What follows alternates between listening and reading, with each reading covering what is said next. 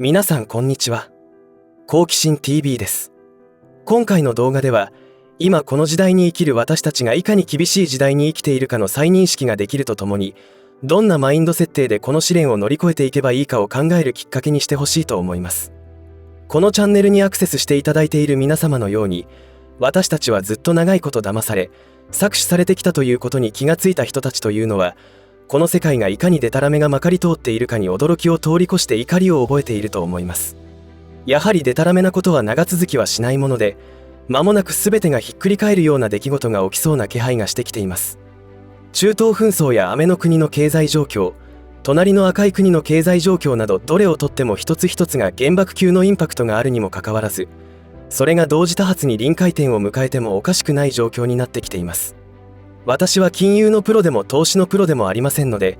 本編の内容は一つのファンタジーとしてご視聴いただければと思います。しかし取り上げる情報は現実のものですので、今後の荒れる時代を生き抜くための対策を考えている方にとっては参考になると思います。ぜひ最後までご視聴ください。このチャンネルでは、自分や家族の身を守るためにできることや、日本人がこれ以上騙されることがないようにするための情報を発信しています。チャンネル登録がお済みでない方はぜひチャンネル登録をお願いします。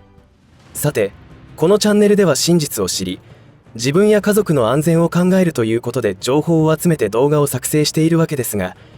今私たちが置かれている状況というのは、あらゆるオプションが最悪に向けて同時進行しているという、かなり危機的状況になってきています。特に懸念されるのは中東情勢とアメの国の経済状況、隣の赤い国の経済状況です。それらを原因として引き起こされることというのは、不景気がやってくるというレベルのものではなくて、イメージ的には先の大戦で焼け野原になった東京の景色という感じになるのではないでしょうか。最近では年始早々能登半島を襲った地震で多くの家屋が倒壊し、焼失したあの町のようにどこから手をつけていいかわからないという状況になると思います。ただし、今懸念されるようなことが単独、もしくは同時に起きた場合は誰も想像できないようなひどいことになるというわけです。思い起こせば流行り病蔓延時に経済的にもかなりダメージを受けた人たちが一定数いたわけですが、その方たちにしてみれば戦争のように建物が破壊されているわけでもなく、周囲を見渡せばいつも通り人々の生活が営まれているにもかかわらず収入が途絶え、無力感に襲われ、孤独感と恐怖にも襲われたのではないかと思います。中東情勢が間もなく戦争モードになるなどすれば輸出入が途絶え、もしくは支障が出た時には、以前の動画で何度も触れてきた通り、あらゆる物資が欠品や遅延が生じて多くの企業に悪影響を及ぼします。私たちがスーパーやコンビニで買うもののほとんどが加工食品なのですが、その製品を提供している企業の稼働ができなくなるわけですし、仮に生産ができたとしても物流が麻痺しているとなると品不足になります。中東情勢の危機というのは食料品や日用品などへの供給だけではなく、エネルギー問題が絡んでいるので、今考えられるリスクで最大級のものになると思います。当然ですが製品価格は高騰しますので、買いたくても買えない人が増えていくことは普通に起きてきます。今能登半島地震によって被災者の皆さんは大変なご苦労をなさっていると思いますが、火事場泥棒が県外からやってきて荒らしているという情報も聞きますし、性犯罪は災害のたび毎回起きていてなくなることはありません。また被災者に対しては食料などの物資の供給は完全ではないまでも、なんとか進められているから良いのですが、それらができない状態というのは誰も経験がないことになるのではないでしょうか。先に挙げた懸念される事態が起きた場合、戦争ではないので建物などの損壊はないものの、夜になると街に明かりはなく、上によって徘徊する人たちがあちこちに出没します。これらのことは考えすぎではなくて、ウトロの紛争時でも起きていますし、ガザガザの人たちの中でも局地的に起きていることです。食料がなくて飢えるということは、人間にとって生きることが何よりの最優先事項になりますから、モラルなどはなくなると覚悟しておいた方がいいです。特にコンクリートやアスファルトに囲まれた都市部では食料自給率がゼロですから、あっさりとそのような事態になります。そんなことは誰も経験したことがないでしょうけど、こうして話していることの何倍もの悲惨な状況になることを覚悟した方がいいと思います。アメの国と隣の赤い国の情報は常に集めておいた方がいいということも、このチャンネルで何度も言ってきていることですが、この2カ国の状況は本当に危機的状況になってきています。例えばアメの国に関して投資系の情報を見ていると、雨の国の株式市場は好調であるかのようなことを言っている YouTuber も多数いますし、ネット上の広告でもアメリカへの株投資を進めているのを見かけますが、それらの情報についても鵜呑みにすると大変なことになることも分かってきました。どういうことかというと、雨の国の経済が回復し始めているという情報の根拠となっている統計データが、実は事実をねじ曲げられていることが判明しているからです。その国の経済を見ていくときに失業率などの動向がかなり重要な判断材料になるのですが、今雨の国の失業率は改善しているということを統計データをもとに分析されています。もちろん投資判断で注目するデータというのはそれだけではありませんが、統計を鵜呑みにしてはいけないという話として取り上げてみると、実は失業率が改善されているどころか失業者が増える一方であるという事実があるのです。何が起きているかというと、労働人口の統計の取り方に落とし穴があって、物価高に伴いダブルワークをしている人たちが急増しているのです。そうです。大量の失業者が出ているにもかかわらず、それ以上にダブルワークをしなければ生活できない人たちが増えてきているという実態を統計上から隠して見えないようにしているというわけです。一人の労働者がダブルカウントされているわけですから、失業率によって経済動向を判断するととんでもない話になるというわけです。これらの話にはおすすめ YouTuber さんがいます。この方のチャンネルでは統計に沿って市場を分析しており、テレビに出てくるような御用学者とはレベルが違うように思います。私は投資はしていないのですが、投資家目線での世界情勢の分析も参考になるので定期的に見ています。そのチャンネルとはレバナス一本リーマンというもので、声の感じからするとまだ若いのですが、現在タイに滞在していて投資系のビジネスをしていると思われます。投資をなさっている方は必見ではないかと思います。概要欄に URL を貼っておきますのでぜひご覧ください。その方の動画を見ると、いかに今の雨の国の経済が危機的状況にあるか、そして公表されているデータの活用についていかに正しく伝えていないかを確認することができるのですが、最短であと2ヶ月ほどでとんでもない数の銀行が破綻を始める可能性が出てきています。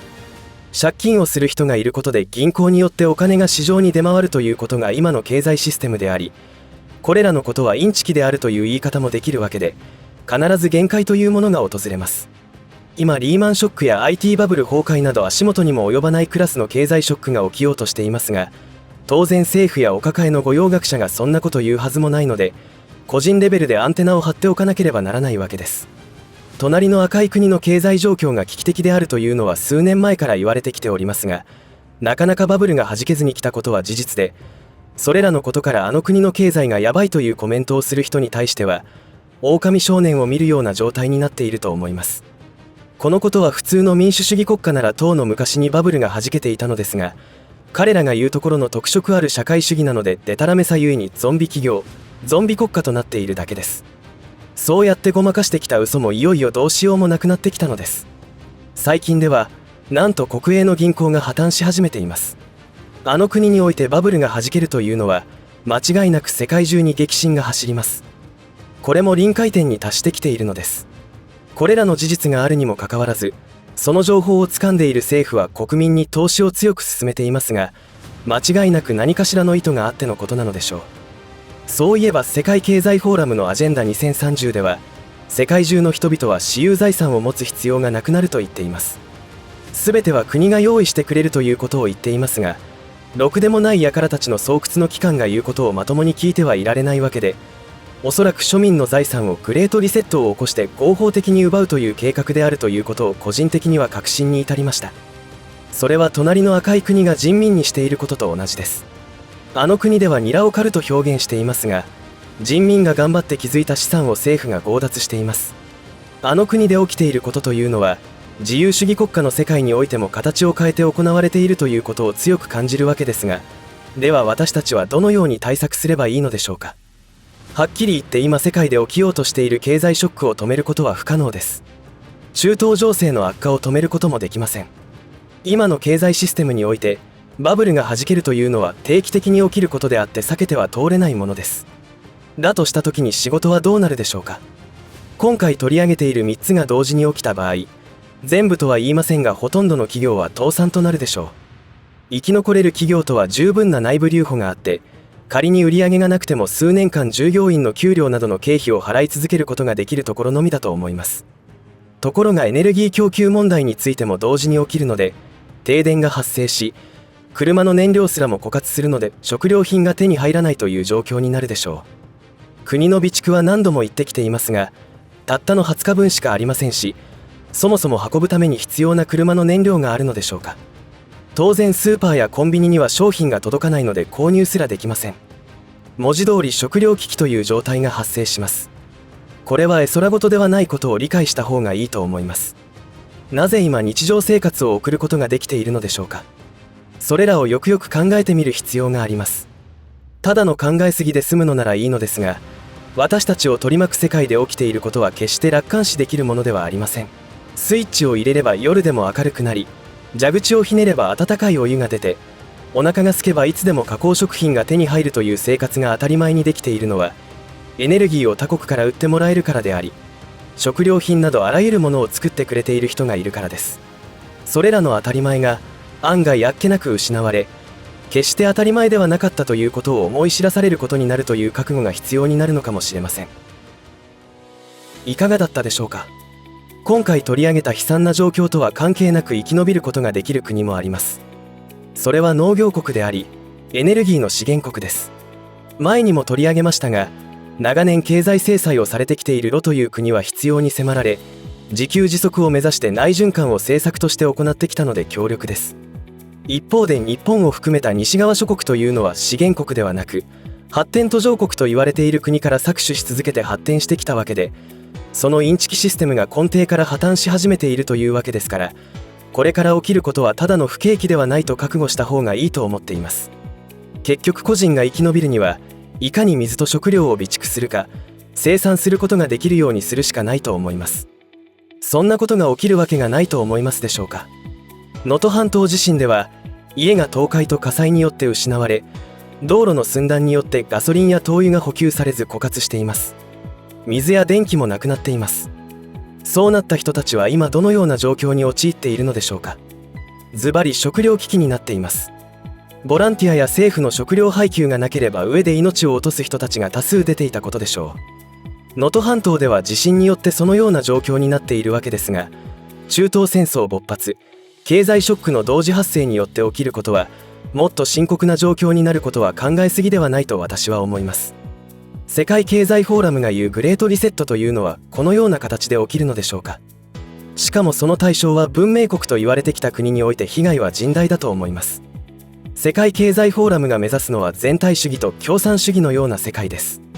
つまり隣の赤い国のように監視社会の実現です。それを実現するには、庶民には全てを失ってもらう必要があるというわけです。流行り病の恐怖と経済ショックによる不安など全てがつながってくるのではないでしょうか。そうならないための動きも世界各地で起きていますので、最悪なことは回避できると思いますが、これも何度も言っている通り、その過程では経済ショックもエネルギーショックも起きることでしょ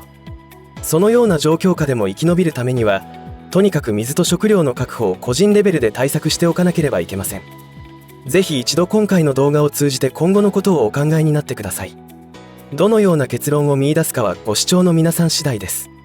グレートリセットについての認識が甘かった自分を反省しながら動画を終えようと思います。ぜひ避けては通れない大難を小難に変えて生き延びられるように頑張っていきましょう。最後までお付き合いありがとうございました。以上で今回の話は終わりとしますが、皆さんの応援が次の動画作成の力になりますので、いいねボタン、チャンネル登録、通知設定をオンにしていただけると嬉しいです。また、コメント欄へのご意見、ご感想の書き込みもいただけたら励みになります。最後までご視聴ありがとうございました。好奇心 TV でした。